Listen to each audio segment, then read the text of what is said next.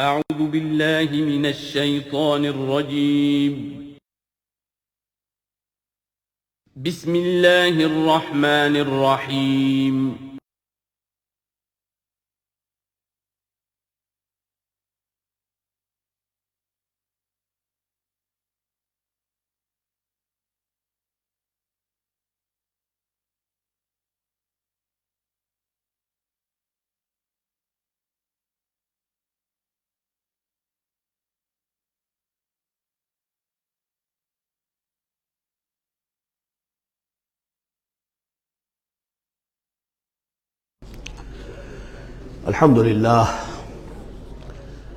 الحمدللہ وکفی والصلاة والسلام علی عباده الذین اصطفی،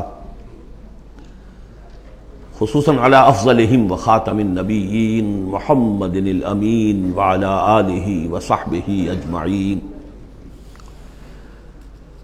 اما بعد فقد قال اللہ تبارک وتعالی کما ورد فی سورۃ الصف: اعوذ باللہ من الشیطان الرجیم، بسم اللہ الرحمن الرحیم. سبح للہ ما فی السماوات وما فی الارض وہو العزیز الحکیم. یا ایہا الذین آمنوا لم تقولون ما لا تفعلون کبر مقتا عند اللہ ان تقولوا ما لا تفعلون. ان اللہ یحب الذین یقاتلون فی سبیلہ صفا کانہم بنیان مرصوص. صدق اللہ العظیم. رب اشرح لی صدری ویسر لی امری واحلل عقدۃ من لسانی یفقہوا قولی. اللہم ربنا الہمنا رشدنا واعذنا من شرور انفسنا. اللہم ارنا الحق حقا وارزقنا اتباعہ وارنا الباطل باطلا وارزقنا اجتنابہ. اللہم وفقنا لما تحب وترضى. اللہم ربنا آنس وحشتنا فی قبورنا وارحمنا بالقرآن العظیم. اللہم اجعلہ لنا اماما ونورا وہدى ورحمہ. اللہم ذکرنا منہ ما نسینا وعلمنا منہ ما جہلنا وارزقنا تلاوتہ آناء اللیل وآناء النہار واجعلہ لنا حجتا یا رب العالمین، آمین. اب ہم اللہ کا نام لے کر سورہ صف کا آغاز کر رہے ہیں.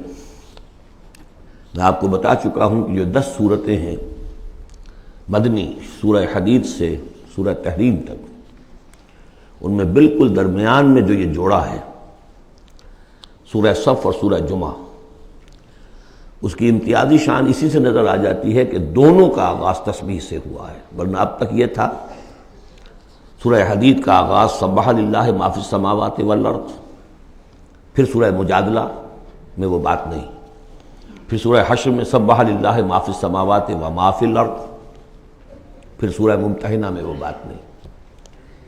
اب یہاں پھر جو آئی ہے وما فی الارض، تسبیح کرتی ہے اللہ کی ہر وہ شے جو آسمانوں میں ہے اور ہر وہ شے جو زمین میں ہے.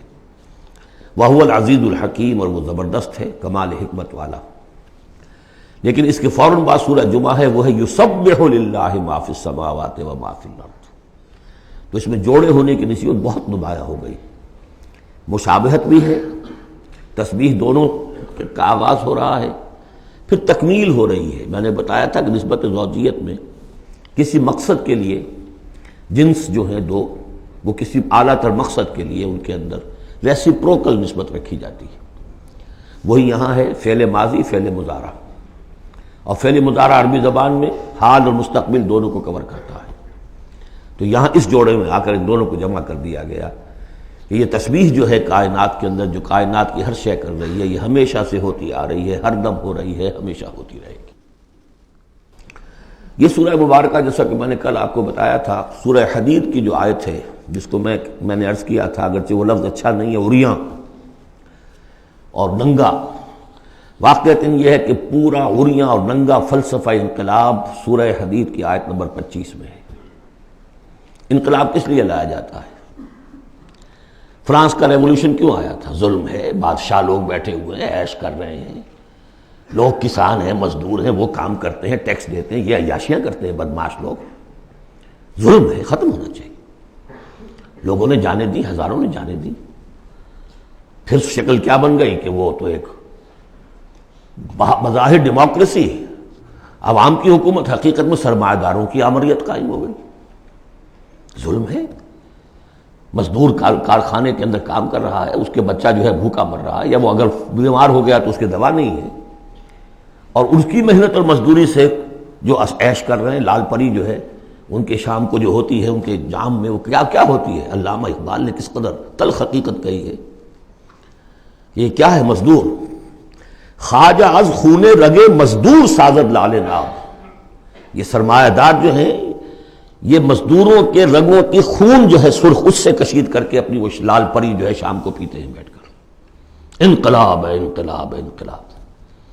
نتیجہ یہ ہوا کہ بولشوک ریولوشن آیا، پھر مصیبت، اب ایک پارٹی ڈکٹیٹرشپ قائم ہو گئی۔ آسمان سے گرے، کھجور میں اٹکے، کھجور سے گرے، کسی کھائی میں جا گرے۔ یہ سارا چکر کیوں ہو رہا ہے؟ ان سرچ آف جسٹس، یہ ساری جد و جہد انسان کیوں کر رہا ہے؟ تو اب ایک تو ہے کہ ایک سیکولر انداز میں جسٹس فیئر پلے اس کی بات ہوتی ہے۔ دین میں آپ دیکھیے کہ قرآن نے جس طرح میں نے کل آپ کو بتایا، اللہ قائم بالقسط ہے۔ مسلمانوں کا بحیثیت امت رول یہ ہے، یا ایھا الذین آمنوا کونوا قوامین بالقسط، یا ایھا الذین آمنوا کونوا قوامین للہ شہداء بالقسط۔ محمد کو کیوں بھیجا؟ کہہ دیجئے کہ مجھے بھیجا گیا کہ میں عدل قائم کروں۔ اور اب جو آیت آ گئی، ہم نے تمام رسول اسی لیے بھیجے، کتابیں اسی لیے بھیجیں، میزان اسی لیے نازل کی۔ لقد ارسلنا رسلنا بالبینات وانزلنا معهم الکتاب والمیزان لیقوم الناس بالقسط۔ لوگوں نے کیا کیا؟ نبی آ گئے، انہیں پوجنا شروع کر دیا۔ باقی ظلم کا ظلم جھو کر تو چل رہا ہے، انہیں پوج لو، خدا کا بیٹا بنا دو، کچھ اور بنا دو، اور یہ اللہ آئے ان کو جو بھی چاہو بنا دو، لیکن نظام ظالمانہ قائم رہا دنیا میں۔ یہ محمد عربی کا کمال ہے، انہوں نے آ کر نظام کو بدلا ہے۔ در حقیقت یہ جو تکمیل ہوئی ہے اس پروسیس کی، اس لیے آپ رسول کامل ہیں، آخری رسول اور کامل رسول، جنہوں نے آ کر نظام عدل و قسط کو بالفعل برپا کیا۔ چنانچہ وہ جو ایک عام قانون آیا، اور پھر اس میں اتنی ننگی بات، لوہا استعمال ہو سکتا ہے، طاقت استعمال ہوگی ظلم کے خاتمے کے لیے، اور ان تمام جتنی بھی ناانصافیاں ہیں ان کو ختم کر دیں۔ اگرچہ یہ لوہا کسی طریقے سے استعمال ہوگا، یہ لوہا خودکشی کے کام بھی آ سکتا ہے، خودکشی نہیں کرنی ہے، اس کے کچھ شرائط ہیں، اس کے ضوابط ہیں۔ پہلے کوئی طاقت فراہم کرو، پہلے کوئی نظریہ عام کرو، جو لوگ نظریہ قبول کر لیں انہیں جمع کرو، انہیں منظم کرو، انہیں ٹرین کرو، انہیں قوت بناؤ، پھر باطل سے ٹکراؤ۔ اگر ایسے کھڑے ہو جاؤ گے تو خودکشی ہو جائے گی، نعرہ مارا اور خودکشی ہو گئی۔ بہرحال وہ جو ننگا انقلابی نظریہ ہے وہ حضور کی شخصیت کے ضمن میں اس آیت میں آ کر اب وہ واحد کے صیغے میں آ گیا، هو الذی ارسل رسولہ بالہدی ودین الحق لیظہرہ علی الدین کلہ۔ سورہ توبہ میں بھی آ چکی، سورہ فتح میں آ چکی، اب اس سورہ مبارکہ کا مرکزی مضمون وہی ہے۔ لیکن اس کے یوں سمجھ لیجئے کہ یہ اس کے 4 حصے کر لیجئے، 4 آیتیں، پھر 4 آیتیں، پھر 4 آیتیں۔ پہلی 4 آیتیں تمہیدی بھی ہیں، اور ایک اعتبار سے اس میں اصل میسج آ گیا ہے۔ دوسری 4 آیتوں میں سابقہ امت مسلمہ یعنی یہود کا طرز عمل ہے۔ تیسری آیت میں بعثت محمدی کا مقصد اور اس کے لیے مسلمانوں کو دعوت جہاد۔ 12 آیتیں یہ ہو جائیں گی۔ 2 آیتیں پھر بڑی خاص قسم کی ہیں کہ جو لوگ اس صورت کے پیغام کو قبول کریں اور اختیار کر لیں، ان کے کیا کیا مدارج ہیں، دنیا میں کیا ہے، آخرت میں کیا ہے۔ بسم اللہ الرحمن الرحیم، سبح للہ ما فی السماوات وما فی الارض وہو العزیز الحکیم۔ اب آ رہی ہے بات بالکل دو ٹوک، وہی جو میں نے کہا تھا ان تمام صورتوں میں ہے، زجر، توبیخ، جھنجھوڑنے کا انداز۔ کیا ہو گیا مسلمانوں تمہیں؟ یا ایھا الذین آمنوا ما لکم لم تقولون ما لا تفعلون، تمہیں کیا ہو گیا ہے مسلمانوں، تم جو کہتے ہو وہ کرتے نہیں، کیوں کہتے ہو جو کرتے نہیں؟ ایمان اللہ پر اور اس کے حکم پاؤں تلے، ایمان رسول کا، محبت اور عشق کے دعوے اس کی سنتوں کی دجیاں بکھیر دو۔ کیا ہے اس وقت نہیں تھا یہ، میں نے کہا وہاں تو ذرا سی کمی آئی تھی، ابھی اوسط کچھ گرا تھا، اس کے اوپر یہ پکڑ آ رہی ہے، تو آج سوچئے کہ آج اگر کہیں قرآن نازل ہو جائے اور آج اگر کہیں محمد رسول اللہ آ جائے تو اس امت کو دیکھ کر کیا کہیں گے کہ میری امت ہے؟ یہ 1.5 ارب انسان میری امت ہے۔ لما تقولون ما لا تفعلون کبر مقتا عند اللہ ان تقولوا ما لا تفعلون، بڑی شدید بیزاری کی بات ہے اللہ کے نزدیک کہ تم کہو جو کرتے نہیں۔ اب بتائیے اس سے بڑی زجر و توبیخ کیا ہوگی؟ اچھا معلوم ہوتا ہے کہ شاید کچھ لوگوں نے محبت رسول کے دعوے کیے ہوں گے۔ جاننا چاہتے ہو اللہ کو کون محبوب ہیں؟ ان اللہ یحب الذین یقاتلون فی سبیلہ صفا کانہم بنیان مرصوص، اللہ کو تو محبوب ہیں اپنے وہ بندے جو صفیں باندھ کر، اور صفیں بھی ایسی بنیان مرصوص۔ آج کل کا تصور کیجئے ری انفورسڈ کانکریٹ والز جو بڑے بڑے ڈیمز کی بنائی جاتی ہیں، اس زمانے میں بھی تھا، چنائی کر کے پھر تانبا اس کے اندر جو ہے وہ پگھلا کر، جو ہم دیکھ آئے ہیں ذوالقرنین کے معاملے میں، آتونی افرغ علیہ قطرہ، اب وہ جو ہے وہ فورٹیفائڈ ایسی صفیں۔ آج ایک صاحب نے توجہ دلائی، اسی کا عکس ہونا چاہیے ہماری جب نماز کے اندر صف بندی ہوتی ہے، کوئی خلا نہیں ہونا چاہیے۔ حضور نے فرمایا کہ شیطان کھڑا ہوتا ہے بیچ میں، پھر کندھے سے کندھا ملا ہونا چاہیے، لیکن ہمارے ہاں اس کا کوئی اہتمام نہیں ہوتا۔ ہمارے ہاں اہل حدیث حضرات کو اہتمام کرتے، لیکن یہ ہے کہ کندھے سے کندھا ملنا اور پاؤں کے محاذات ایک ہونے چاہیے، آگے پیچھے نہ ہو۔ بہرحال یہ ضرورت ہے، اس کی ائمہ کو بھی کرنی چاہیے کوئی نہ کوئی توجہ۔ تو یہ اصل میں سمم بونم ایک اصطلاح ہے فلسفے کی، کہ ہر فلسفہ اخلاق میں ایک تصور ہوتا ہے خیر اعلیٰ، the highest good, highest virtue کیا ہے۔ آپ ایک فلسفہ دیتے ہیں اخلاق کا، اس کی روح سے سب سے بڑی نیکی کون سی ہے، تو جان لیجئے اسلام میں سمم بونم، اسلام کے خیر اعلیٰ قتال فی سبیل اللہ ہے۔ ان اللہ یحب الذین یقاتلون فی سبیلہ صفا کانہم بنیان مرصوص۔ اب سوچ لو، دیکھ لو، سوچ سمجھ کر قدم رکھو، جس کو ہو جان و دل عزیز اس کی گلی میں جائے کیوں۔ اس راستے پر آنا ہے تو یہ سمم بونم ہے۔ یہ 4 آیتیں ہو گئیں تمہید کی، 4 آیتیں ہیں اب بنی اسرائیل نے کیا کیا اللہ کے جلیل قدر پیغمبروں کے ساتھ۔ وَإِذْ قَالَ مُوسَىٰ لِقَوْمِهِ يَا قَوْمِ لِمَ تُؤْذُونَنِي وَقَدْ تَعْلَمُونَ أَنِّي رَسُولُ اللَّهِ إِلَيْكُمْ۔ یاد کرو جب کہ کہا موسیٰ نے اپنی قوم سے، اے میری قوم کے لوگوں کیوں مجھے ایذا دے رہے ہو، کوفت پہنچا رہے ہو، تکلیف دے رہے ہو۔ وَقَدْ تَعْلَمُونَ أَنِّي رَسُولُ اللَّهِ إِلَيْكُمْ، جبکہ تم جانتے ہو میں اللہ کا رسول ہوں۔ میرے نزدیک یہاں رسول بمانی نبی کے ہے۔ حضرت موسیٰ بنی اسرائیل کے لیے نبی تھے، رسول نہیں، رسول تھے الی فرعون۔ جہاں کہیں ذکر آیا بحیثیت رسول الی فرعون وملئہ، الی فرعون وملئہ، الی فرعون وملئہ، کیونکہ رسول کے بعد قاعدہ یہ ہوتا ہے کہ پھر رسول کی بات نہ مانے تو قوم ہلاک کی جاتی ہے۔ حضرت موسیٰ کی بات نہیں مانی، 4 کے سوا ہلاک نہیں کی گئے۔ تو حضرت موسیٰ کی حیثیت بنی اسرائیل کے لیے نبی کی ہے، لیکن آل فرعون کے لیے وہ رسول تھے، مانو مجھے اور میرے ساتھ واپس کرو ان کو، بنی اسرائیل کو۔ وَقَدْ تَعْلَمُونَ أَنِّي رَسُولُ اللَّهِ إِلَيْكُمْ، جانتے ہو میں اللہ کا نبی ہوں۔ فَلَمَّا زَاغُوا، جب وہ کج ہو گئے، ٹیڑھے ہو گئے، أَزَاغَ اللَّهُ قُلُوبَهُمْ، اللہ نے بھی ان کے دلوں کو ٹیڑھا کر دیا۔ یہ بہت اہم آیت ہے جو قرآن مجید میں جتنی مرتبہ آیا اللہ نے انہیں گمراہ کر دیا، اللہ نے مہر لگا دی، تو کبھی اللہ ابتداءً مہر نہیں لگاتا، پہلے انسان ٹیڑھا خود ہوتا ہے، لیکن جب اس کے ٹیڑھ پن ایک حد تک چلا جاتا ہے، he reaches the point of no return, then Allah puts a seal on his heart، اس کے بعد نہیں آ سکتا۔ تو جب وہ ٹیڑھے ہو گئے اللہ نے ان کے دلوں کو بھی ٹیڑھا کر دیا۔ واللہ لا یہدی القوم الفاسقین، اللہ فاسقوں کو زبردستی ہدایت نہیں دیتا۔ اب اس میں ہم پڑھ چکے ہیں سورہ مائدہ میں، اصل میں وہ ایذا ہے۔ اللہ کے رسول کو اصل ایذا ذاتی نہیں ہوا کرتی، ہوتی ہے وہ بھی، انسان محسوس کرتا ہے۔ اور میں بتا چکا ہوں آپ کو سورہ احزاب میں کہ حضور حضرت موسیٰ کے ساتھ بھی اس طرح کا معاملہ کیا، لیکن حضور کے ساتھ بھی کیا، لیکن اصل ایذا جو یہاں ہو رہی ہے قتال کے لفظ کے ذکر کے ساتھ جو آ رہی ہے وہ یہ ہے۔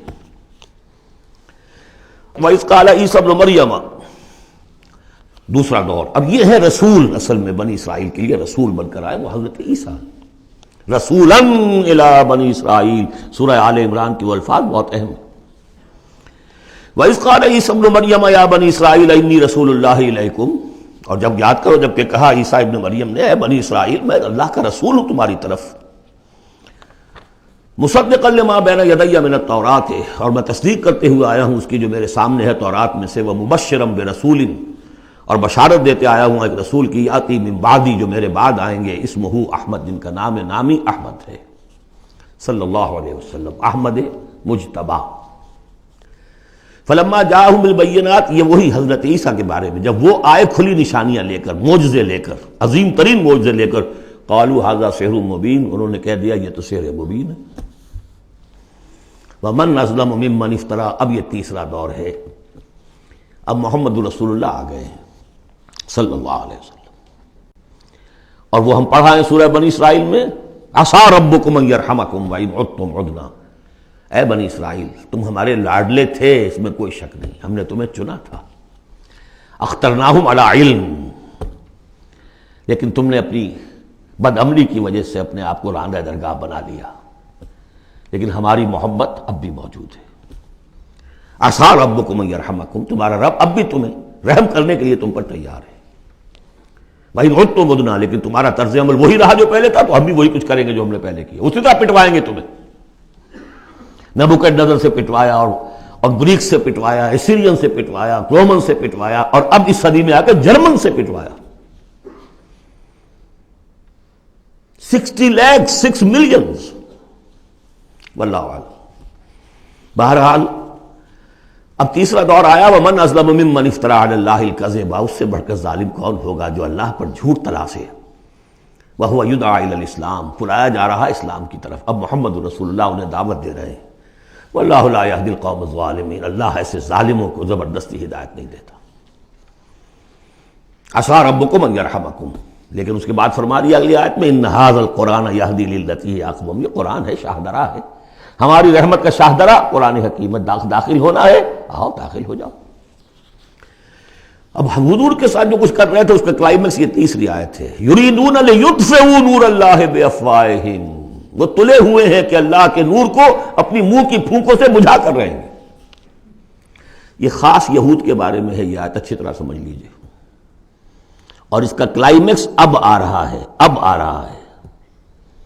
The final showdown is going to come now and not very far off, very soon. Armageddon اسے کہہ لیں۔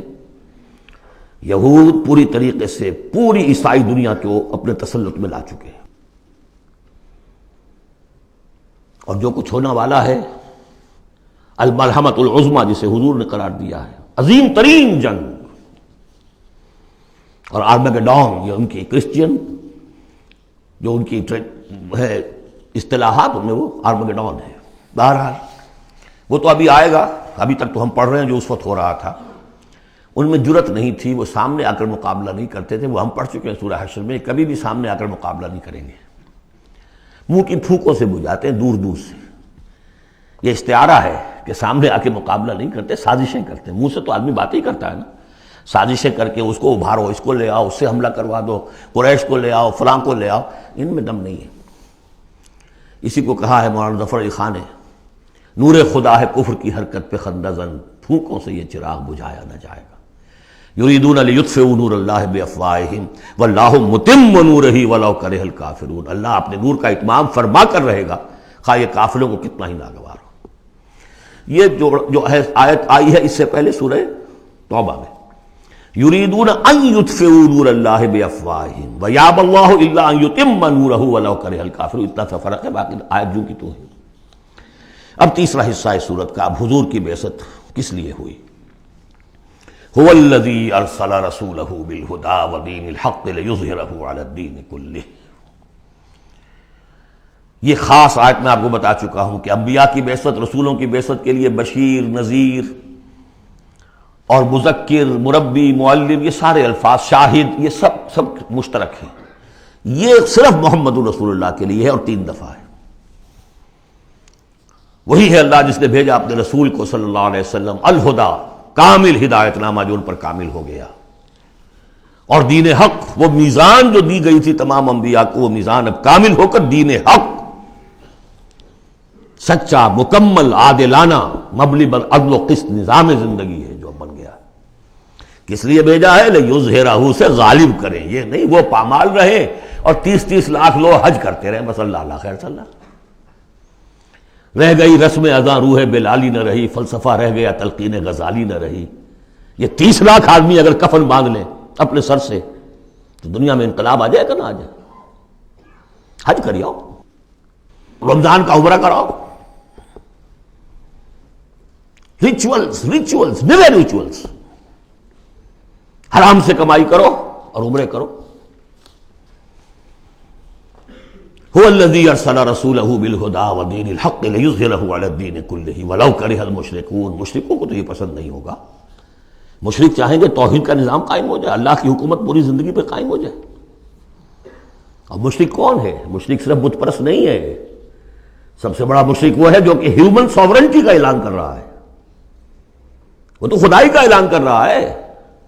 بت پرست نے تو یہی سمجھا ہوگا یہ کوئی دیوی ہے، دیوتا ہے، کوئی ہماری سفارش کر دے گا. اس کے علاوہ وہ تو خدا بن رہے ہو تم کہ ہم حاکم ہیں. یہ دعویٰ تو نمرودیت کا دعویٰ ہے، یہ دعویٰ تو فرعونیت کا دعویٰ ہے. حاکم ہم ہیں. الیس لی ملک مصر وہذہ الانہار تجری من تحتی. فرق یہ ہے کہ وہ ایک شخص ہوتا تھا، اب پوری قوم ہے بس، اور کچھ بھی نہیں. وہ کبھی پسند نہیں کر سکتے. تصادم ہونا ناگزیر ہے، جہاد کرنا پڑے گا، کشمکش کرنی پڑے گی. اب وہ کون کریں گے؟ جو اللہ کو ماننے کا دعویٰ کرے اور رسول کو ماننے کا دعویٰ کرے. اگلی آیت پڑھ لیجئے. یا ایھا الذین آمنوا هل ادلکم علی تجارۃ تنجیکم من عذاب الیم. اے ایمان کے دعوے دارو، کیا میں تمہیں بتاؤں وہ تجارت جو تمہیں دردناک عذاب سے چھٹکارا دلا دے. تؤمنون باللہ ورسولہ وتجاہدون فی سبیل اللہ باموالکم وانفسکم. ایمان لاؤ اللہ پر جیسے کہ ایمان لانے کا حق ہے. سورہ نساء میں بھی پڑھ چکے ہیں ہم. یا ایھا الذین آمنوا آمنوا باللہ ورسولہ والکتاب الذی نزل علی رسولہ. سورہ حجرات میں ڈیفینیشن مومن کی یہی ہے، انما المؤمنون الذین آمنوا باللہ ورسولہ ثم لم یرتابوا وجاہدوا باموالہم وانفسہم فی سبیل اللہ. تؤمنون باللہ ورسولہ وتجاہدون فی سبیل اللہ باموالکم وانفسکم ذالکم خیر لکم ان کنتم تعلمون یغفر لکم ذنوبکم ویدخلکم جنات تجری من تحتہا الانہار. وہ تمہارے لیے تمہارے گناہ بخش دے گا، تمہیں داخل کرے گا ان باغات میں کہ جن کے نیچے نہریں بہتی ہوں گی، اور ان باغات میں مسکن دے گا. مساکن طیبہ، بہت پیارے، بہت اعلیٰ. فی جنات عدن، ریزیڈینشل گارڈنز میں. ذالک الفوز العظیم، یہی بڑی کامیابی ہے. یہ بہت اہم نکتہ ہے. بندہ مومن کی نگاہ اس کامیابی پر جمی ہونی چاہیے، دنیا کی کامیابی پہ نہیں. دنیا میں دین کی کامیابی پر بھی نہیں. آپ حیران ہو یہ کیا کہہ رہا ہے؟ نصب العین صرف آخرت. اگر آپ نے دنیا میں کامیابی کو نصب العین بنا لیا تو گڑبڑ ہو جائے گی. پھر آپ کہیں گے یہ تو صحیح طریقے سے کام نہیں ہو رہا تو ٹیڑھے سے کرو، سیدھی انگلیوں گھی نہیں نکل رہا تو ٹیڑھی کرو. بائی ہوک اور بائی کروک، جیسے کوئی ہاکی کا پلیئر چلتا ہے لے کر کیری کرتا ہے. اسی میں تحریکیں گم ہو جاتی ہیں. تحریکوں کے قبرستان بنے ہیں اسی بنیاد پر. تم دیکھو تمہارا فرض یہ طریقہ کار یہ، اس طریقے پہ کام کرتے رہو، نتیجہ نکلے نہ نکلے تمہیں اس سے کوئی بحث نہیں. ہاں طریقہ کار پر نظر ثانی کرتے رہو. وہ طریقہ محمد رسول اللہ سے ماخوذ اور منہاج. لِكُلٍّ جَعَلْنَا مِنْكُمْ شِرْعَةً وَمِنْهَاجًا. ہم نے ہر ایک کو تم میں سے شریعت بھی ایک دی ہے، منہاج بھی دیا ہے. منہاج محمدی کیا ہے بولو؟ تم امت محمد ہو صلی اللہ علیہ وسلم. تو یہ بات نوٹ کر لیجئے، بہت اہم ہے. بس تجزیہ کر لیجئے اب تک جو کچھ آیا ہے اس میں، بلکہ اب آخری دو آیتیں بھی پڑھ لیجئے. ایک حیثیت سے یہ 12ویں آیت پر آ کے مضمون مکمل ہو گیا. ذالک الفوز العظیم، بڑی کامیابی یہی ہے. البتہ دنیا میں ایک اور بونس کی شکل میں ہے. وَأُخْرَىٰ تُحِبُّونَهَا، ایک اور شے جو تمہیں بہت پسند ہے. اللہ کی نگاہوں میں تو اس کی کوئی حیثیت نہیں، اس لیے کہ اللہ کی نگاہ میں تو اگر وہ کرنا ہی چاہے تو دین حق کو غالب کر دے آنے واحد میں. اللہ تو تمہیں دیکھ رہا ہے بس کہ تم نے کتنی کچھ جانفی شانی کی، کہ چونکہ تمہارا امتحان ہے. لیکن تمہاری نگاہوں میں بہرحال انسان ہو تو بربنائے طبع بشری انسان چاہتا ہے کہ جو کچھ ہم کریں اس کا نتیجہ بھی اگر نظر آ جائے تو کیا کہنے. وَأُخْرَىٰ تُحِبُّونَهَا، اور وہ دوسری چیز اور بھی جس کا جو تمہیں پسند ہے، وہ کیا ہے؟ نصر من اللہ وفتح قریب. اب اللہ کی طرف سے مدد آیا چاہتی ہے اور فتح تمہارے قدم چوما چاہتی ہے. لیکن یہ ظاہر بات ہے یہ کب اتری ہے، یہ میں آپ کو بتا چکا ہوں. اس کو سمجھیے سورہ صف کو، سورہ احزاب کا ضمیمہ. وَبَشِّرِ الْمُؤْمِنِينَ، یہی الفاظ آئے ہیں، اور اے نبی اس کی بشارت دے دیجئے اہل ایمان کو. قول میں حضور کا آپ کو سنا چکا ہوں، آپ نے فرما دیا تھا غزوہ احزاب کے بعد، لن تغزوکم قریش بعد عامکم ھذا، اے مسلمانوں اب اس سال کے بعد قریش تم پر چڑھ کر نہیں آ سکتے، ایگزاسٹ ہو چکے ہیں. وَلَٰكِنَّکُمْ تَغْزُونَہُمْ، اب تمہاری طرف سے انیشیٹو ہوگا. اور وہ انیشیٹو تھا کہ جو عمرے کے سفر کی نیت سے آپ نے کیا. صلح حدیبیہ ہو گئی اور اِنَّا فَتَحْنَا لَكَ فَتْحًا مُبِینًا کی آیت اتر گئی. اور دوسری چیز آخرت میں یا ایک روحانی جو مقام تمہیں اس سے حاصل ہوگا، تم اللہ کے مددگار کا قرار پاؤ گے. اس سے اونچا کوئی مقام ہو سکتا ہے؟ یا ایھا الذین آمنوا کونوا انصار اللہ، اگر تم اللہ کے دین کا جھنڈا اٹھانے کے لیے اپنی جانیں لگا رہے ہو تو کس کے مددگار ہو؟ اللہ کا دین ہے، جھنڈا اس کا ہے. اور یہ فرض منصبی اصل تھا محمد کا، تو ان کی بھی مدد ہے. من انصاری اللہ آگے آ جائے گا. اہل ایمان اللہ کے مددگار بنو، کما قال عیسی ابن مریم للحواریین، جیسے کہ کہا تھا عیسیٰ ابن مریم نے اپنے حواریین سے، من انصاری اللہ، کون ہے میرا مددگار اللہ کی راہ میں. دیکھیے جیسے بیعت کی نسبتیں آئی تھیں دو، بیعت حضور سے، بیع اللہ سے، لہذا تیسرا ہاتھ اللہ. وہی مسئلہ یہ ہے، نصرت اللہ کی، لیکن میری نصرت اللہ کی طرف. اللہ کی نصرت کیسے کرو گے؟ میری نصرت کرو اللہ کے راستے میں. محمد رسول اللہ والذین معہ. اب بھی طریقہ جو فطری ہے وہ یہی ہے، جس کو بھی اللہ ہمت دے دے وہ کھڑا ہو. میں نے تو یکسو ہو کے فیصلہ کر لیا، میں نے تو اب اسی کے لیے جینا، اسی کے لیے مرنا ہے. آؤ بھائی کون میرے ساتھ آتا ہے؟ میں انصاری اللہ، میں تو چل رہا ہوں. کوئی ساتھی ملے گا تب بھی چلوں گا، نہیں ملے گا تب بھی چلوں گا. اب کون میرے ساتھ آتا ہے؟ من انصاری اللہ، جو ہاتھ میں ہاتھ دے وہ اس کا ساتھی ہے. اذ قال عیسی ابن مریم للحواریین من انصاری اللہ قال الحواریون نحن انصار اللہ. اگرچہ وہ مددگار تھے حضرت عیسیٰ کے، حقیقت میں تھے اللہ کے، بظاہر عیسیٰ کے، حقیقت اللہ کے. فآمنت طائفۃ من بنی اسرائیل، تو بنی اسرائیل دو گروہ میں تقسیم ہو گئے، ایک وہ جو ایمان لے آیا اور ایک وہ جو کفر پر اڑا رہا. وکفرت طائفہ فأیدنا الذین آمنوا علی عدوہم، تو ہم نے مدد کی ان کی جو ایمان لائے تھے ان کے خلاف، کہ جنہوں نے کفر کیا تھا ان کے دشمنوں کے خلاف. فاصبحوا ظاہرین، بالآخر وہی کامیاب ہوئے. لیکن یہ کامیابی آسانی سے ہاتھ نہیں آئی تھی، اچھی طرح سمجھ لیجیے گا. 300 برس لگے ہیں حواریین مسیح کو، اور ان کے اصل پیروکار جو تھے حضرت مسیح کے، وہ سختیاں انہوں نے جھیلی ہیں. تاریخ انسانی میں اگر آپ لیں گے ایک مقدار کی حیثیت سے تو اتنی زیادہ قربانیاں شاید کسی نبی کے ساتھیوں نے نہیں دی. ایک ہے ایک چیز جو ہے وہ سمٹ کر آ گئی ہو تھوڑے سے وقت میں، وہ ہے حضور کا معاملہ، کہ حضور کا اور آپ کے ساتھیوں کا. لیکن جتنے طویل عرصے تک اور جس قدر شدید پرسیکیوشن، عام خیال یہی، اور میں بھی اس کا قائل ہوں، کہ سورہ یاسین میں جو ذکر ہے، وہ جو 2 رسول بھیجے گئے اور پھر تیسرا بھیجا گیا، وہ اصل میں حواریین مسیح تھے. رسول کے رسول تھے، اللہ کے رسول نہیں تھے براہ راست. اسی طریقے سے آپ کو معلوم ہے جو پرسیکیوشنز ہوئی ہیں ان کی، جس طریقے سے انہیں ستایا گیا ہے. جو اصحاب الاخدود تھے وہ بھی عیسائی تھے، جن کو کہ یہودیوں نے جلایا، ابو نواس نے، وہ بھی عیسائی تھے، حضرت مسیح کے ماننے والے. اسی طریقے سے یہ 7 سلیپرز کون تھے جو جان بچا کر گئے تھے؟ اصحاب کہف عیسائی تھے. رومی شہنشاہیت تھی، بت پرستوں کی شہنشاہیت تھی، اس میں جو کچھ پرسیکیوشن ہوئی ہے وہ تو 300 عیسوی میں پھر رومن امپائر نے عیسائیت قبول کی ہے. اس کے بعد سے پھر ظاہر بات ہے، چاہے عیسیٰ کو وہ صحیح طور پر مانتے ہیں، غلط طور پہ مانتے ہیں، عیسیٰ کے ماننے والے ہیں. وہ کہتے ہیں وہ حرام زادہ ہے، وہ کہتے ہیں کہ نہیں وہ اللہ کا بیٹا ہے. بس اتنا ہی فرق ہو گیا، وہ ایک انتہا کو نکل گئے، وہ دوسری انتہا کو نکل گئے. باسٹرڈ کہتے ہیں کھلم کھلا، سن آف مین. اور وہ لوگ کہہ رہے اللہ کا، لیکن مانتے تو ہے نا، یہ انکار کرتے ہیں. تو مان ہمارے ہاں بھی کتنے ہی لوگ ہیں حضور کے رتبے کو جب نعتوں میں بیان کرنے آئیں گے اللہ سے کم چھوڑتے ہیں، اللہ سے اوپر بنا دیتے ہیں۔ اوتار کا عقیدہ تو میں آپ کو بتا چکا ہوں، وہی جو مصطفی عرش تھا خدا ہو کر اتر پڑا وہ مدینے میں مصطفیٰ ہو کر۔ مدینے کی مسجد میں ممبر کے اوپر بغیر عین کے ایک عرب ہم نے دیکھا، عرب میں سے عین نکال دے کیا رہ جائے گا؟ رب۔ کون ہے کہنے والا؟ یہ مسلمان، محمد کا امتی ہے۔ تو یہ جو انتہائیں ہوتی ہیں، غلو ہوتا ہے، یا اہل الکتاب لا تغلو فی دینکم، تو غلو ہم کم ہے، کم کرنے والے۔ کون سا جرم ہے جو پچھلوں نے کیا ہم نے نہیں کیا، سوائے اس کے کہ اس قرآن کی تحریف ہم نہیں کر سکے، اس کے متن کی، بس۔ اور وہ اس لیے کہ اسپیشل پروٹیکشن اللہ کی تھی۔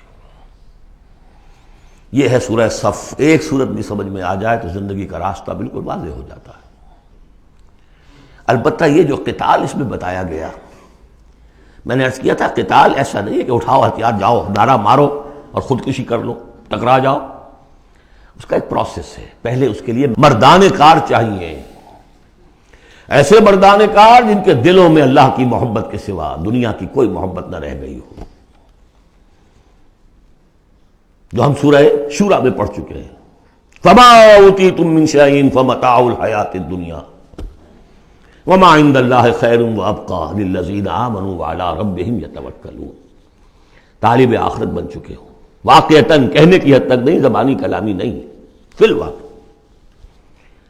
پھر ان کے اندر وہ اخلاص اور خلوص، پھر ایک نظم کی پابندی، ایک لیڈر کے ساتھ عہد، جو کہو گے۔ یہ تقاضے اگر پورے نہیں ہوتے، اور محترم تعداد کے اندر، 2-4 سے تو نہیں ہوگا معاملہ۔ 4 کا ہوتا معاملہ تو حضرت موسیٰ کے ساتھ بھی تھے، 3-4 تو اور 150 تو اور بھی شاید نکل ہی آتے، کوئی ذرا اور محنت کرتے، لیکن نہیں، معتدب تعداد، ریکوزٹ نمبر۔ لہذا اس کو تیار کرنے کے لیے کیا طریقہ کار ہے؟ یوں سمجھیے کہ منہج انقلاب محمدی کے 2 حصے ہیں۔ اوپر کا حصہ ٹکراؤ، تصادم، وہ سب کو معلوم ہے، غزوہ بدر، غزوہ احد، غزوہ احزاب، فلاں فلاں اور کس کو نہیں معلوم؟ لیکن اکبر الآبادی کا بڑا پیارا شعر ہے، خدا کے کام دیکھو بعد کیا ہے اور کیا پہلے، نظر آتا ہے مجھ کو بدر سے غار حرا پہلے۔ یہ غار حرا کی جو تنہائیاں تھیں، جو سوچ و بچار تھا، پھر اس نے 12 برس تک مکے میں جو دعوت، تبلیغ، تربیت، تزکیہ، تعلیم، تنظیم، یہ کام کیا ہے۔ یہ ہے جس کا نتیجہ سامنے نظر آتا ہے۔ چاہے تمہارے جسم کے ٹکڑے اڑا دیں، تم نے ہاتھ نہیں اٹھانا۔ یہ ارادہ آسان کام ہے کوئی؟ بلی کو بھی آپ گھیر لیں اگر کسی کونے میں تو وہ آپ پر حملہ کر دے گی۔ ڈیسپریٹ آدمی 2-3 کو مار کر مرے گا، ایسے نہیں مر سکتا آدمی۔ آدمی بڑی شے ہے، لیکن اجازت نہیں ہے۔ یہ تیاری جو کرائی ہے محمد رسول اللہ نے، تو ایک ہے تصادم کا مرحلہ، اور ایک ہے تصادم کے لیے آدمی تیار کرنا۔ آدمی فراہم کیسے کرے، تیار کیسے کرے؟ اس کو میں نے قرار دیا ہے منہج انقلاب نبوی کی اساسی منہاج۔ ایک ہے تکمیلی منہاج، تصادم، ٹکراؤ، جنگ۔ اساسی منہاج ہے how to procure proper people, procurement of people and then their training۔ یہ ہے مسئلہ، اور اس کا مرکز و محور قرآن ہے۔ اگلی سورت سورہ جمعہ اسی سے بحث کر رہی ہے۔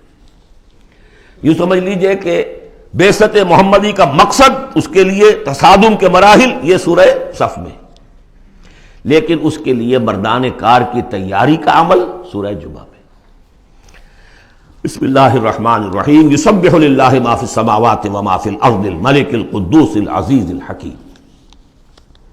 هو الذی بعث فی الامیین رسولا منہم یتلو علیہم آیاتہ ویزکیہم ویعلمہم الکتاب والحکمہ۔ اب دیکھیے آپ، جیسے وہ آیت 3 دفعہ آ چکی تھی، یہ 4تھی مرتبہ آ رہی۔ وہ بنیادی طریقہ کار کیا تھا؟ قرآن کی تلاوت۔ قرآن اس مقناطیس کے مانند تھا کہ جس کے اندر جس کی روح بیدار ہے اس کو کھینچ لے گا۔ یہ ہے آپ کا آلہ دعوت۔ اب آپ کے پاس وہ آ گئے جو سلیم الفطرت، اسی درجے میں سلام، جن کی زیادہ سلیم الفطرت اور زیادہ جو ہے وہ فوراً آ گئے۔ کچھ کو تھوڑا سا وقت لگا، پھر کچھ اور وقت لگا، کچھ اور وقت لگا، تو 12 برس میں مکے کی جو ہے وہ ہانڈی کے اندر پوری طرح بلو کر نکال لیا گیا۔ اور جو نکالا پھر ان کی تربیت، ان کی تعلیم اسی کتاب سے، حکمت قرآن پر بیس کر رہا ہے سارا پروسیس۔ تربیت بھی قرآن سے، تزکیہ بھی قرآن سے، دعوت بھی قرآن سے، تذکیر بھی قرآن سے، تبشیر بھی قرآن سے، انذار بھی قرآن سے۔ تذکیر، انذار، تبشیر، اس سے دعوت ہو گئی، اور شفاء لما فی الصدور، دل کے اندر کے جو روگ ہے ان کا علاج ہے۔ یہ دل کا روگ ہے کیا؟ دنیا کی محبت، اللہ خیر صلی اللہ، مال کی محبت، اولاد کی محبت، سب کیا ہے؟ ہاتھی کے پاؤں میں سب کے پاؤں دنیا کی محبت۔ یہ قرآن نکال دیتا ہے۔ هو الذی بعث فی الامیین رسولا منہم، وہی ہے جس نے بھیجا، اٹھایا امیین میں سے ایک رسول، انہی میں سے، یتلو علیہم آیاتہ، ان کو پڑھ کر سناتا ہے اللہ کی آیات، یہ وہ مقناطیس، وَيُزَكِّيهِمْ وَيُعَلِّمُهُمُ الْكِتَابَ، وہ تزکیہ کر رہا ہے۔ تلاوت آیات کے ذریعے سے غلط نظریات ختم ہوئے، غلط نظریات ختم ہوئے، ان غلط نظریات پر جن ہمارے اعمال کی بنیاد تھی، ہر عمل کے پیچھے کوئی نظریہ ہے، کوئی ویلیو ہے جو آپ کے ذہن میں ہے، جس کے تحت آپ کوئی بھاگ دوڑ کر رہے ہیں، کوئی عمل کر رہے ہیں، وہ ویلیو غلط ہے تو عمل غلط ہوگا، ویلیو صحیح عمل صحیح ہوگا۔ قرآن نے ویلیو آپ کی صحیح کر دی، تو گویا کہ اب یہ برے اعمال، بری عادات، یہ جیسے پت جھڑ میں پتے جھڑ جاتے ہیں، خود ہی جھڑ جائیں گے، کیسے ہوئیں گے؟ اندر سے غذا ہی نہیں مل رہی، اندر تو جڑ ختم ہو گئی ان کی۔ یہ ہے تزکیہ۔ اور پھر تعلیم کتاب و حکمت، اب انہیں سکھاؤ، احکام دو، اور بڑی گہری بصیرت والی باتیں بھی سکھاؤ، وہ سب کے لیے نہیں ہے۔ اس کو وہ کہتے ہیں، جیسے کہ ہمارے ہاں عربی مدارس میں بھی اب ہے شعبہ تخصص، فارغ التحصیل تو تم ہو گئے، اب تخصص کرو۔ یہ اصل میں تعلیم حکمت جو ہے، یہ محمد رسول اللہ کی تعلیم کا اور تربیت کا شعبہ تخصص ہے، یہ سب کے بس کا روگ نہیں ہے۔ وَمَن يُؤْتَ الْحِكْمَةَ فَقَدْ أُوتِيَ خَيْرًا كَثِيرًا يُؤْتِي الْحِكْمَةَ مَن يَشَاءُ وَمَن يُؤْتَ الْحِكْمَةَ فَقَدْ أُوتِيَ خَيْرًا كَثِيرًا۔ یہ اللہ تعالیٰ کسی کسی کو صلاحیت دیتا ہے۔ وَإِن كَانُوا مِن قَبْلُ لَفِي ضَلَالٍ مُبِينٍ، اور یقیناً اس سے پہلے تو وہ کھلی گمراہی میں تھے۔ وَآخَرِينَ مِنْهُمْ، اور محمد کو بھیجا ہے اللہ نے صرف امیین کے لیے نہیں، اوروں کے لیے بھی جو ہے تو انہی میں سے پوٹینشلی، لما يلحقوا بهم، ابھی ان میں شامل نہیں ہوئے۔ حضور سے ان کے بارے میں پوچھا گیا، حضور نے مجلس میں بیٹھے ہوئے تھے، سلمان فارسی ان کے کندھے پر ہاتھ رکھا، فرمایا حکمت اگر سریا پر بھی ہوگی تو اس کی قوم کا کوئی شخص اسے لے آئے گا۔ اور کم سے کم یہ کہ تمام جو حنفی مسلمان علماء وہ سمجھتے ہیں کہ اس حضور کی حدیث کا مصداق امام ابو حنیفہ ہے رحمۃ اللہ علیہ۔ بہرحال اس میں کوئی شک نہیں کہ ایرانی قوم جو ہے بحیثیت مجموعی بہت ذہین، فطین، فلاسفر ایک سے ایک بڑھ کر، متکلم سارے کے سارے ایرانی ہیں۔ یہ ساری چیزیں ان کے ہاں فلسفہ، منطق، دو چیزیں کی گھٹی میں 3 مراکز رہے ہیں دنیا میں فلسفہ اور منطق کے، ہندوستان، ایران، یونان، 3 ہے۔ نمبر 2 پہ جرمنی آ جائے گا، اس لیے کہ وہ بھی ایرینز ہیں، یہ ایرینز ہیں، یہ حام کی نسل ہے میری تحقیق کے مطابق۔ اللہ تعالیٰ نے سام کی نسل کو چن لیا نبوت کے لیے، حام کی نسل کو چن لیا حکمت کے لیے۔ وآخرین منہم لما یلحقوا بہم، میرے نزدیک اس آیت کی صحیح تعبیر کیا ہے کہ ایک نیوکلیس، جیسے کہ اسٹرکچر آف ایٹم ہے، ایک نیوکلیس ہے، اس میں پروٹونز ہوتے ہیں، اور بھی بڑی بلائیں ہوتی ہیں، اب تو ایک سے ایک نکلی آ رہی ہیں۔ جب ہم نے فزکس پڑھی تھی تب یہ تھا کہ ایک نیوکلیس ہے، اس میں پروٹونز ہیں، پازیٹیو چارج ہے، اور پھر یہ ادھر جو ہے وہ اب جو الیکٹرانز چل رہے ہیں دائرے میں، بڑا ایٹم جو ہے وہ بہت سے دائروں میں۔ تو نیوکلیس اس امت کا امیین، بنو اسماعیل اور ان کے تابع اہل عرب مشرکین، یہ نیوکلیس۔ پھر سب سے پہلے ایرانی آ گئے، پہلا جو ہے الیکٹران ایرانیوں کا ہے۔ پھر رومی آ گئے، کچھ آ گئے، ادھر سے کچھ قبطی آ گئے، ایجپشنز، ادھر سے آگے آپ بڑھے تو ہندی آ گئے، سندھی آ گئے، پہلے سندھی آئے پھر ہندی آئے، یہ سب ہیں اب مختلف دائرے، یہ بڑھتا جا رہا ہے۔ لیکن نیوکلیس امیین، اور باقی سب آخرین۔ امیین میں سے چونکہ خود حضور تھے لہذا ان پر اتمام حجت آخری درجے میں ہو گئی، لہذا ان کے لیے کوئی رعایت نہیں تھی، اگر ایمان نہیں لائیں گے تو قتل کر دیے جائیں۔ یہ سورہ توبہ میں ہم پڑھ چکے ہیں۔ آخرین کے لیے رعایت یہ ہے کہ چاہے تو اسلام لائیں چاہے تو نہ لائیں، یہودی رہیں، عیسائی رہیں، کوئی رہیں، مجوسی رہیں، ہندو رہیں، سکھ رہیں، پارسی رہیں، جو چاہے رہیں، لیکن نظام اسلام کا ہوگا، غلبہ اللہ کا ہوگا، دین ہم قائم کریں گے، تم رہو اپنے طور پر جو ہندو رہو، جو چاہو رہو۔ وآخرین منہم لما یلحقوا بہم وہو العزیز الحکیم، اور وہ عزیز ہے اور حکیم ہے۔ ذالک فضل اللہ یؤتیہ من یشاء، یہ اللہ کا فضل ہے، وہ دیتا ہے جسے چاہتا ہے، اللہ کا فضل ہے۔ اس فضل کے بڑے درجے ہیں۔ سورہ بنی اسرائیل میں آیت پڑھی، ان فضلہ کان علیک کبیرا، حضور سے خطاب ہے، سب سے بڑا فضل، سب سے بڑا فضل، سب سے بڑا فضل اس پوری کائنات میں محمد رسول اللہ پر ہوا۔ اگرچہ ان کا فضل کس طور سے ہوا ہے وہ آپ دیکھ لیجئے، ماریں پڑی ہیں، پتھراؤ ہوا ہے، خون کے دھارے چھوٹے ہیں۔ اللہ کا فضل جو ہے دنیا میں وہ ناز و نام نہیں ہے، عیش نہیں ہے، آرام نہیں ہے۔ جس میں سب سے بڑا فضل تھا اسے یتیم پیدا کیا، پوستھیومس، پیدا بھی ہوا باپ کے فوت ہونے کے بعد، بالکل مفلس قلاش۔ وہ تو دائی حلیمہ کو کوئی اور بچہ ملا نہیں تھا تو قرۂ فال بنا میں من دیوانہ زدن ہو گیا معاملہ، ورنہ لوگ جاتے تھے، اچھے کھاتے پیتے گھرانوں کے بچے لیتے تھے، یتیم کو کون لے جائے گا؟ لیکن وہ یتیم پھر کیا بنا؟ در یتیم۔ وَوَجَدَكَ ضَالًّا فَهَدَىٰ وَوَجَدَكَ عَائِلًا فَأَغْنَىٰ أَلَمْ يَجِدْكَ يَتِيمًا فَآوَىٰ۔ پھر جو کچھ ہوا ہے سخت، آپ کا جو نوجوانی کا دور ہے، سخت مشقت، مزدوری۔ آپ کہتے ہیں میں قریش کی بھیڑیں بکریاں چند ٹکوں کی مزدوری پر چلایا کرتا تھا، قراریت، درہم و دینار نہیں، قراریت، ٹکے پیسے۔ بہرحال یہ دنیا کا معاملہ اور ہے۔ فرمایا وآخرین منہم لما یلحقوا بہم وہو العزیز الحکیم، ذالک فضل اللہ، یہ میں بیان کر رہا تھا، فضل کبیر بلکہ فضل اکبر تو ہوا حضور پر۔ پھر جو بھی محمد کے دامن سے وابستہ ہو گیا، بہت بڑا فضل ہے۔ چاہے اللہ نے ہمیں پیدائشی طور پر یہ فضل دے دیا ہے، ہم اس فضیلت کا قدر نہ کریں اور وہ پھر راندہ درگاہ حق ہو جائے، وہ دوسری بات ہے، اللہ نے تو دیا۔ بل اللہ یمن علیکم ان ہداکم للایمان، تمہیں اس راستے پر ڈال دیا ہے اللہ کے بندو، تمہیں پیدا کیا وہاں جا، تم نے پیدا ہوتے کال میں اذان سنی ہے اور دوسرے کال میں اقامت سنی ہے، اس سے بڑا فضل کیا ہوگا؟ لیکن تم نے اس کی ناقدری کی تو یہ دوسرا بات ہے۔ ذالک فضل اللہ یؤتیہ من یشاء واللہ ذو الفضل العظیم، اللہ بڑے فضل والا ہے۔ لیکن یہ کہ اب یہ جو پروسیس تھا، جو محمد رسول اللہ کا اعلی انقلاب تھا، قرآن، اب محمد تو جا رہے ہیں صلی اللہ علیہ وسلم، یہ پروسیس آگے کون جاری رکھے گا؟ نبی تو کوئی اور آنا نہیں۔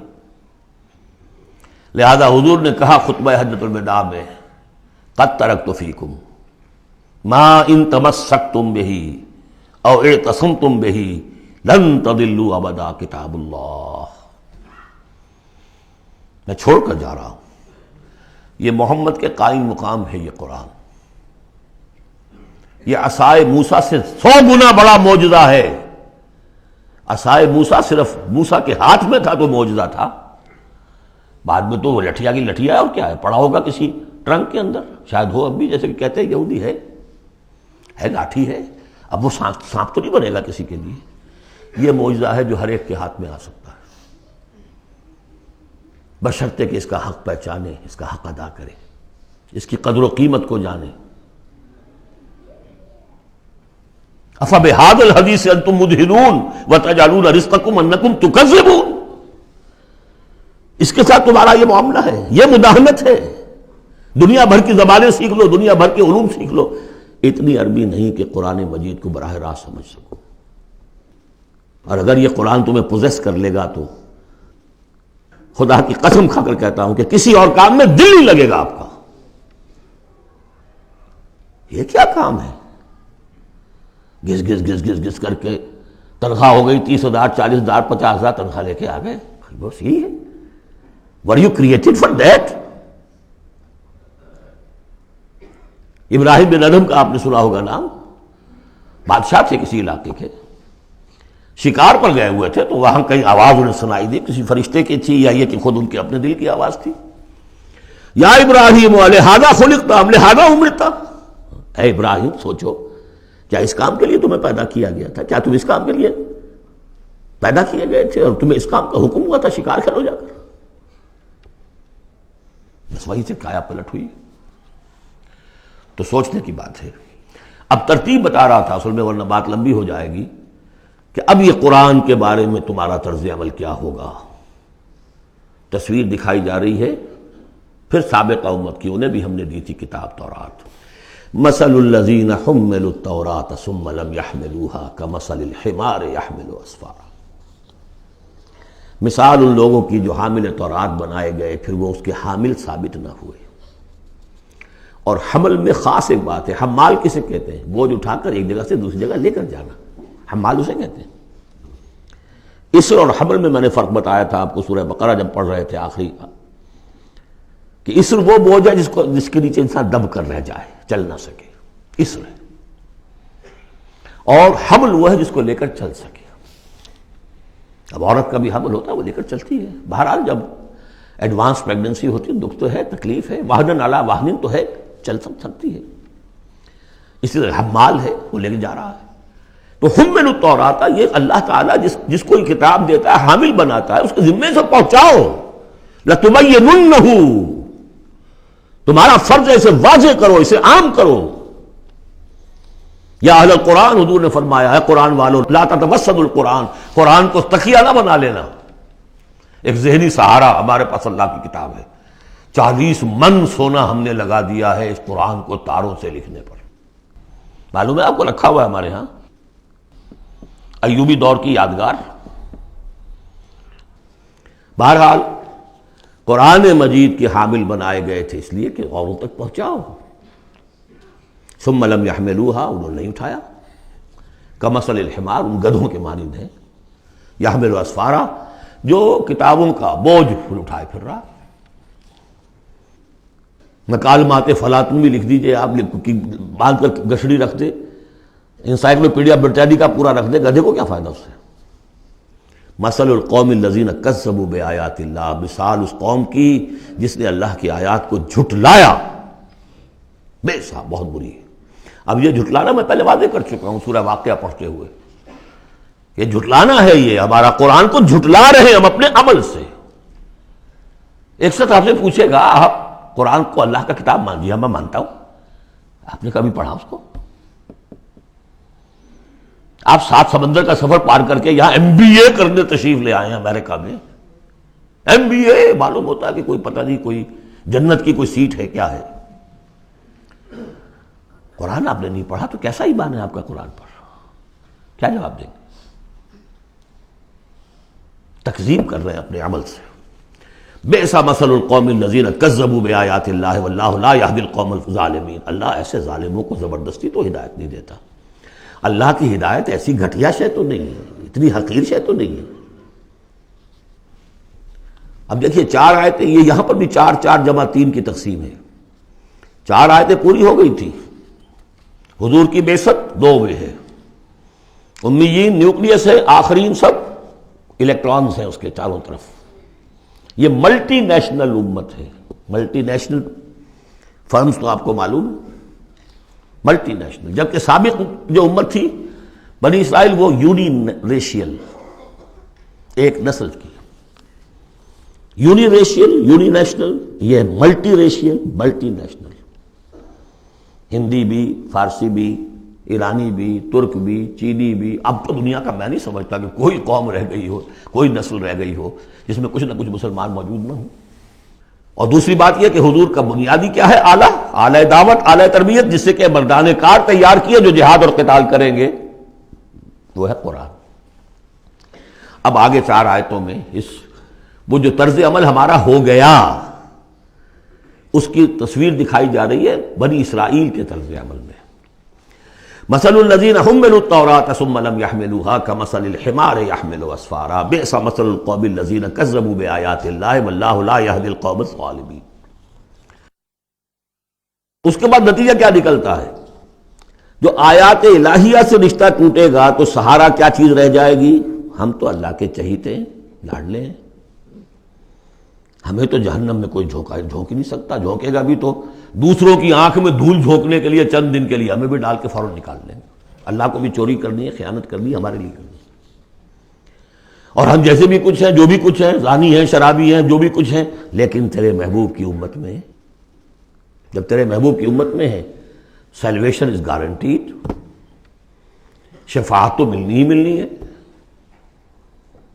بہت زیادہ کرنا ہے تو کسی بزرگ کی مزار پہ دیگے بھی چڑھا ہے، بس اور کیا رہ گیا۔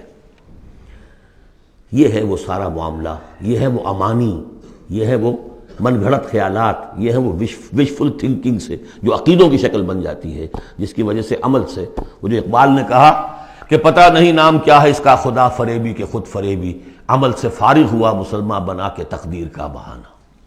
وہ تقدیر کی بجائے آپ یہاں یہ عقائد جوڑ لیجئے تو پھر عمل کی کیا ضرورت ہے؟ بے وقوف ہوگا جو عمل کرے، رشوت نہ لے، عیش نہ کرائے بچوں کو، بے وقوف ہے، احمق ہے، پاگل ہے۔ قل یا ایھا الذین ھادوا ان زعمتم انکم اولیاء للہ من دون الناس، کہہ دیجئے اے نبی، اے وہ لوگوں جو یہودی ہو گئے ہو، اگر تمہارا واقعی یہ گمان ہے کہ تم اللہ کے دوست اور اللہ تمہارا دوست ہے۔ ان زعمتم، زوم کا لفظ اردو میں بھی بولتے ہیں خیال خام کے لیے، بڑا زوم ہو گیا اسے۔ ان زعمتم، اگر تمہیں یہ خیال خام لاحق ہو گیا ہے، انکم اولیاء للہ من دون الناس فتمنوا الموت ان کنتم صادقین، یہ سورہ بقرہ میں آ چکا مضمون۔ اگر ایسے واقعی خیال ہے تو تمہیں موت کی تمنا کرنی چاہیے۔ دوست سے ملنے کی آرزو ہوتی ہے یا ہجر کی؟ وصال چاہیے یا ہجر چاہیے؟ ولا یتمنونہ ابدا بما قدمت ایدیہم، یہ ہرگز تمنا نہیں کر سکتے موت کی۔ کیوں؟ بسبب اس کے جو ان کے ہاتھ آگے بھیج چکے ہیں، انہیں معلوم ہے ہم نے کیا کرتوت آگے بھیجے۔ بل الانسان علی نفسہ بصیرہ، انسان کو خود معلوم ہے کہ میں کیا کچھ بھیج چکا ہوں، کیا کیا کمائیاں کی ہیں، کیا کیا حرام خوریاں کی ہیں، وہ سارے کے سارے جو ہیں وہ تو آگے بھیجے ہوئے ہیں۔ واللہ علیم بالظالمین، اللہ ان ظالموں سے خوب واقف ہے۔ قل، اے نبی ان سے کہہ دیجئے، ان الموت الذی تفرون منہ فانہ ملاقیکم، وہ موت جس سے تم بھاگتے ہو وہ تم سے ملاقات خود فرما لے گی۔ تم بھاگتے رہو، انہ ملاقیکم، وہ آن کھڑی ہوگی سامنے۔ ثم تردون الی عالم الغیب والشہادہ، پھر تمہیں لوٹا دیا جائے گا اس ہستی کی طرف جو غیب اور شہادہ سب کا جاننے والا ہے، جو تمہارے سامنے ہے اس کا بھی، جو تمہارے پیچھے ہے اس کا بھی، جو بحیثیت نوع انسانی تمہارے لیے کھول دیا گیا اس کا بھی، اور جو تمہارے سے غیب میں رکھ دیا گیا اس کا بھی۔ فَيُنَبِّئُكُم بِمَا كُنتُمْ تَعْمَلُونَ، پھر وہ تمہیں جتلا دے گا جو کچھ تم کرتے رہے تھے۔ یہ دوسرا حصہ ہو گیا 4 آیات کا۔ گویا کہ جو کتاب محمد رسول اللہ دے کر گئے ہیں، قد ترکتم، اور جس کے لیے حکم دے کر گئے تھے کہ اب تمہارے ذمے ہے، میرے کندھے پر سے یہ بوجھ اتر کر تمہارے کندھوں پر آ گیا ہے۔ الا هل بلغت، انا نشهد انک قد بلغت وادیت ونصحت، انا نشهد انک قد بلغت الرسالۃ وادیت الامانۃ وکشفت الغمۃ، یہ تو گواہیاں لی ہیں۔ اس کے بعد اللہم اشہد، اللہم اشہد، اے اللہ تو بھی گواہ رہے، یہ مان رہے ہیں۔ اور پھر فَلْيُبَلِّغِ الشَّاهِدُ الْغَائِبَ، ایک سائی آف ریلیف، میرے کندھے پر جو بوجھ تھا، اِنَّا سَنُلْقِي عَلَيْكَ قَوْلًا ثَقِيلًا، آج وہ بوجھ میرے کندھے سے اتر گیا، لیکن تمہارے کندھوں پر آ گیا۔ مجھے تو صرف امیین تک یہ فرض براہ راست انجام دینا تھا، تمہیں پوری نوع انسانی تک انجام دینا ہے۔ A heavy burden، اس کے لیے یہ ہے دوسرا حصہ 4 آیات کا۔ اب تیسرے حصے میں اس قرآن کی تعلیم عام، تعلیم بالغان کا جو ایک نظام قائم کیا گیا اس کا ذکر ہے۔ جمعہ کیا ہے اصل میں؟ اب رہ گئی رسم ادا روح بلالی نہ رہی، فلسفہ رہ گیا تلقین غزالی نہ رہی۔ یہ جمعہ کیا ہے؟ یہ حزب اللہ کا ہفتے وار اجتماع ہے۔ کمیونسٹوں کو بھی ایجاد کرنے پڑے تھے ہفتے وار اجتماع، ہفتے وار اجتماع، اسٹڈی سرکلز۔ اس لیے کہ انقلابی کارکن کے ذہن میں جب تک اس کا نظریہ تازہ نہ رہے وہ قربانی کیسے دے گا؟ قربانی تو ہر لحظہ آئے گی، ہر آن آئے گی، قدم قدم پر آئے گی۔ لہذا اس نظریے کا، نصب العین کا، اپنے مقصد کا شعور بالکل کانشس لیول کے اوپر مستحضر رہنا چاہیے۔ لہذا اجتماعات، اب ظہر کی نماز کی بجائے جمعہ، وہاں 4 فرض یا 2 کر دیے، 2 کی جگہ خطبہ۔ خطبہ کس لیے؟ تعلیم قرآن، تعلیم بالغان۔ ظاہر ہے وہاں کالجز نہیں تھے، کتابیں نہیں تھیں، پریس نہیں تھے، چھاپے خانے نہیں تھے، آڈیوز نہیں تھے، ویڈیوز نہیں تھے، کچھ بھی تو نہیں تھا، لیکن ایک نظام ہے۔ ہفتے میں ایک دن ایسا نکال لو، اگرچہ پورا دن نہیں چاہیے، یوم سبت کی طرح نہیں ہے، نہاؤ دھو، اچھے کپڑے پہنو، خوشبو لگاؤ، آؤ مسجد میں چل کر، پہلی گھڑی میں آ جاؤ گے تو اتنا ثواب ہوگا جتنا کہ ایک اونٹ کی قربانی کا۔ ہم نے آنکھوں سے دیکھا ہوا بچپن میں 7-8 بجے کے قریب مسجدوں کے اندر ہجوم ہوتے تھے، لوگ پہنچ جاتے تھے گاؤں سے، اس لیے گاؤں میں جمعہ ہوتا نہیں تھا۔ اب تو ایک خاص مسلک ہمارے ہاں جو آیا، انہوں نے 4 آدمیوں پہ بھی جمعہ کھڑا کر دیا، تو اب خام خواہ کاہے کو جائے گا کوئی آدمی شہر کے اندر؟ پہلے تو یہ تھا کہ جو مصر جامع نہ ہو، جو ایک شہر نہ ہو جس کے اندر کہ کوئی حکومت کا ایک بڑا افسر نہ رہتا ہو، اس کے بغیر جمعہ نہیں ہوتا۔ پر ان مسئلوں کو چھوڑ دیجئے، آئیے جمع ہوئیے، کوئی نائب رسول منبر رسول پر کھڑے ہو کر وہی عمل کرے، یتلو علیہم آیاتہ ویزکیہم ویعلمہم الکتاب والحکمہ، تاکہ یہ پروسیس اب ابدی ہو جائے امت کے اندر۔ اس لیے جمعے کی یہ اہمیت ہے کہ فرمایا گیا کہ 3 جمعے بھی چھوڑ دو گے بغیر عذر کے لَيَخْتِمَنَّ اللَّهُ عَلَىٰ قَلْبِهِ، اس شخص، ایسے شخص کے دل کے اوپر اللہ تعالیٰ مہر کر دیتا ہے۔ لیکن بات یہی ہے کہ وہ ساری حکمت ختم، وہ مقصد ختم، نہ وہ مقصد ہے، رہ گئی رسم ادا روح بلالی نہ رہی، اور فلسفہ رہ گیا تلقین غزالی نہ رہی۔ جمعہ ہے پھر بھی کھنڈر بتا رہے ہیں عمارت عظیم تھی، اب بھی جو اہتمام ہوتا ہے جمعے کے لیے کھنڈر ہی صحیح، لیکن بتا رہے ہیں کہ یہ کتنی بڑی عظیم عمارت تھی۔ یا ایھا الذین آمنوا اذا نودی للصلاۃ من یوم الجمعۃ فاسعوا الی ذکر اللہ وذروا البیع، اے ایمان والو جب تمہیں پکارا جائے نماز کے لیے جمعے کے دن، یعنی جمعے کی نماز کے لیے، تو لپکو اور دوڑو، ہر طرح کے کاروبار کو چھوڑ کر اللہ کے ذکر کی طرف، اور چھوڑ دو کاروبار۔ اور یہاں ذکر سے مراد نماز تو ذکر ہے ہی، اصل میں خطبہ ہے۔ ذالکم خیر لکم ان کنتم تعلمون، یہی تمہارے لیے بہتر ہے اگر تم علم رکھتے ہو۔ فاذا قضیت الصلاۃ فانتشروا فی الارض وابتغوا من فضل اللہ، یہودیوں کا جو یوم سبت والی وہ سختی نہیں ہے، صبح کا زیادہ وقت تو مطلوب ہے کہ لگے اس کام میں، لیکن جمعے کے بعد پھر آپ جائیں اپنے کام میں لگے۔ جب نماز ادا ہو چکے اب تم زمین میں منتشر ہو سکتے ہو، جاؤ اللہ کا فضل تلاش کرو، ابتغوا من فضل اللہ واذکروا اللہ کثیرا لعلکم تفلحون، اور اللہ کو یاد کرو کثرت سے تاکہ تم فلاح پاؤ۔ وَإِذَا رَأَوْا تِجَارَةً، اب یہ یہ بھی کمزوری آ گئی جو مسلمانوں کے اندر ایک پیدا ہوئی تھی، اس کا طرف اشارہ کر دیا گیا اس صورت میں بھی۔ جب انہوں نے دیکھا کوئی تجارت کا معاملہ یا کوئی اور کھیل کود، انفضوا الیہا، تو خاص منافقین جو تھے وہ دوڑ کے چلے جاتے تھے، وترکوک قائما، اور آپ کو چھوڑ جاتے تھے کھڑے ہوئے۔ اور اس لیے کہ عام خیال یہ ہے کہ عام طور پر پہلے جو ہے خطبہ جیسے عیدین میں بعد میں ہوتا ہے، ایسے ہی جمعے کا خطبہ بھی بعد میں ہوتا ہے، سمجھا انہوں نے نماز تو ہو گئی چلو۔ فرمایا نہیں، قل ما عند اللہ خیر من اللہو والتجارہ، ان سے کہہ دیجئے جو اللہ کے پاس ہے وہ کہیں بہتر ہے اس کھیل کود سے بھی، تجارت سے بھی۔ واللہ خیر الرازقین، اور اللہ بہترین رزق عطا کرنے والا ہے۔ بارک اللہ لی ولکم فی القرآن العظیم ونفعنی وإیاکم بالآیات والذکر الحکیم۔